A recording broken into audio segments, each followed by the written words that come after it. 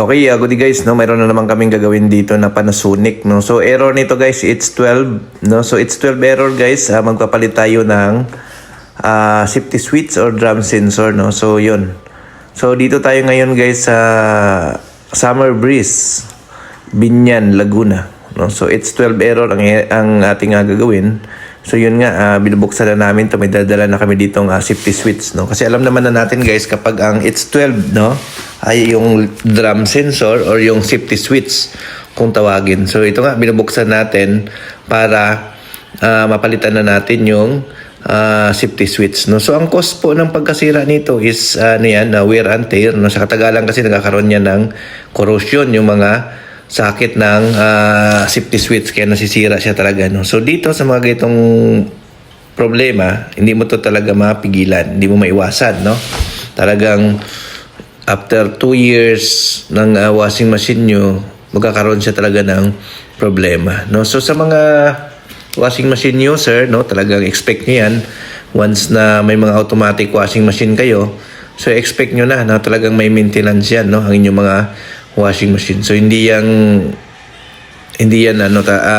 walang washing machine na hindi masisira, no. So talagang nasisira yung mga washing machine. So yun, no. So ito binaklas natin to para palitan. So available sa amin guys yung parts. Kapag kailangan nyo, message lang kayo sa aming Facebook page sa Northia Repair Shop or sa ating cellphone number na nandyan sa description, no. So yun, ito binabaklas natin para mapalitan natin siya ng bago, no. So yun, kami po ay nag-service ng Cavite, Laguna, Batangas, no. So yan.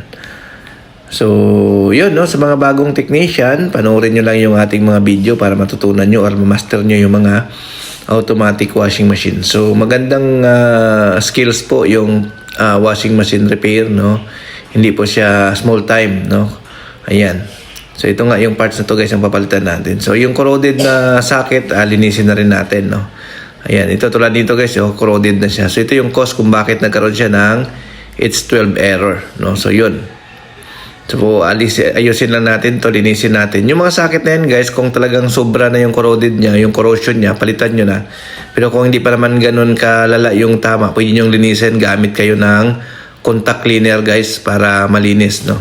Contact cleaner po ang panglinis namin dyan, no, para matanggal yung mga corrosion. Pero kung yung mga makapal na talaga, yung talagang sira na, so hindi na kaya ng contact cleaner, so kailangan nyo ng palitan ng socket, no, para tumagal yung buhay ng washing machine. So wag nyong i-bypass guys yung safety switch, no, maganda kasi mayroon siyang protection. So yan, may nabibili naman ng parts yan, yung safety switch na yan. So ang pagbabypass niyan, option lang, no. In-option lang namin yan kung talagang ayaw ng gumastos ni customer at saka yung suspension ay malalambot na, medyo malaki ng magastos niya. So in-option na lang natin. Pero habang okay pa naman yung mga parts, wag nyong i-bypass, no. Palitan nyo ng parts para sure ball, no. So may mga brand kasi na wala nang mabibiling ganon. So yun, pwede nyo i-bypass. Pero yung mga ganitong Panasonic, mayroon naman kasing nabibili. So palitan nyo na lang para mas maganda yung kompleto yung parts ng ating washing machine. Standard kung tawagin, no.